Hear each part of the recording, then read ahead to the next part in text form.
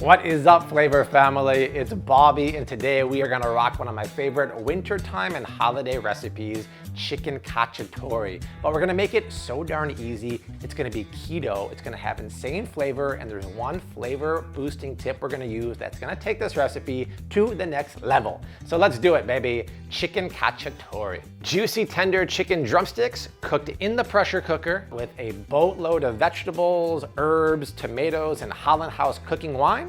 Cooked for 11 minutes until it's tender and falling apart.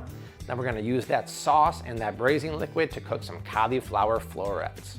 And for this video, I am collaborating with my friends over at Holland House Cooking Wines to recreate one of my favorite winter and holiday dishes, Chicken Cacciatore, but we're gonna boost the flavor even more and take this recipe literally next level by using cooking wine.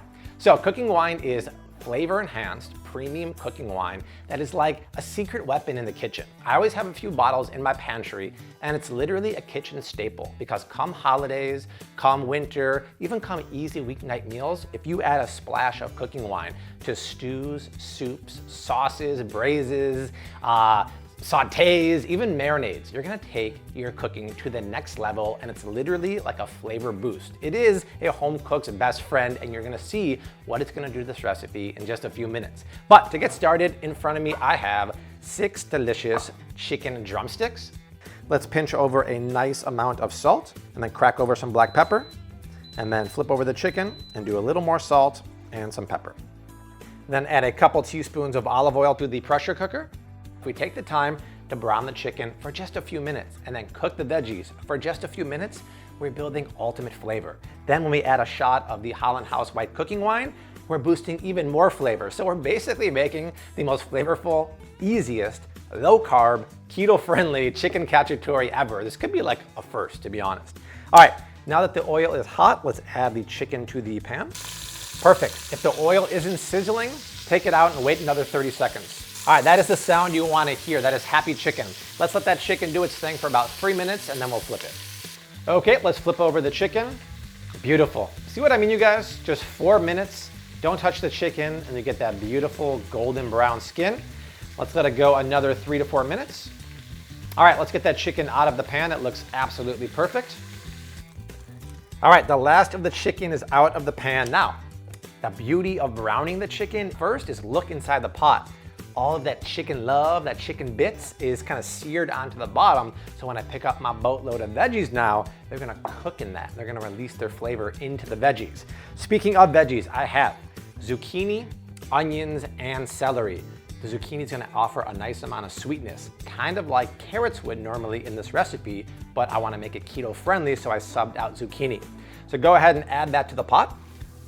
Then add just under a teaspoon of dried oregano, pinch in a 1/4 teaspoon of salt, and a few cracks of black pepper, and give that a good mix up. All right, once again, I want these to cook down and release their moisture, so I'm gonna let them do their thing for a good 8 to 10 minutes. And kind of around the winter and the holidays, it's very common in the kitchen to have braises, low and slow dishes, soups, stews, sauces. Those kind of recipes in particular can use the benefit of cooking wine because they usually have a flat flavor or a very rich flavor after a very long cooking period. Cooking it with white cooking wine from Holland House is gonna boost the flavor and give it a nice crisp edge and cut through that kind of dull or fatty flavor. After about 5 minutes, add 2 cloves of garlic that are finely minced and then give that a mix up. All right, this is what I want my veggies to look like here. They have wilted down. Got a lot of moisture out of there. Now, what I love to do is take about 1.5 tablespoons of tomato paste, cook that for a minute, and that really drives home that rich, kind of hearty flavor. We're gonna take its cousin, canned crushed tomatoes, and add about 14 ounces to the pot. Then reach for 1 dried bay leaf and add that to the pot. And then take the chicken and tip that back into the pot. And don't forget those juices, those are flavor, baby. And this is where the flavor booster comes in. Now, instead of just cooking this in chicken stock, we're gonna take away some of the chicken stock and replace it with the Holland House white cooking wine. Chicken and white cooking wine are BFF, they're best mates, and the cooking wine will impart a nice, slightly crisp, really fresh flavor that pairs beautifully with the chicken. So I have about 1/4 cup of chicken stock in this jar here. I'm gonna add 1/2 cup of the Holland House white cooking wine. And then give that one last mix up. And keep in mind, because the white cooking wine has a little bit of salt in it, That means I can cook with less salt in the actual dish. So I'm gonna rearrange everything here. I'm going to slap the lid on the pressure cooker, set the timer for 11 minutes over high pressure, and then press play. By the way, they hooked me up with a coupon for you guys that I'll put down in the description box. There's 5 flavors total. There's Marsala cooking wine, there's red cooking wine, there's sherry cooking wine. There's so many cool ways to use them that if you need inspiration, check out the Holland House Cooking Wine Facebook page, the Pinterest, or on their website. They have really cool tips and tricks, like instead of using water to boil your rice, get rid of 1/3 of a cup of the water, replace it with white cooking wine, and it imparts such a bold, boosting flavor to your rice that takes it next level. I love doing that. All right, it cooked for 11 minutes. The pot rested for 10 minutes. Now we're gonna manually release the steam. So carefully, please use a towel and aim the steam away from you and protect yourself with a towel. All right, let's take a peek inside this pot. Oh goodness. Oh, come on, get in that pot. That is just bubbling and delicious. And you know the chicken's in a really good place when it does that, right? It's kind of pulling away from the bone, and you can see just how tender the chicken is. That's what this dish is all about.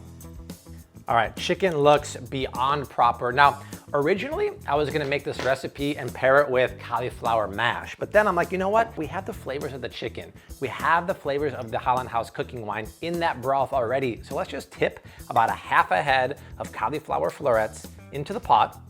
And there's no need to even season them with salt or pepper because we have the flavor already in the broth. And then I'm gonna slap the lid down of the Instant Pot and set it for pressure for 0 minutes. I know it sounds weird, but I don't wanna overcook the florets. I wanna cook them just till they're through, but not mushy. So 0 minutes brings it up to pressure and then brings it right back down. The steam, woo! This one's angry, baby. You just know all the flavors have gone into that cauliflower. Yum. Let's transfer the cauliflower to a clean bowl.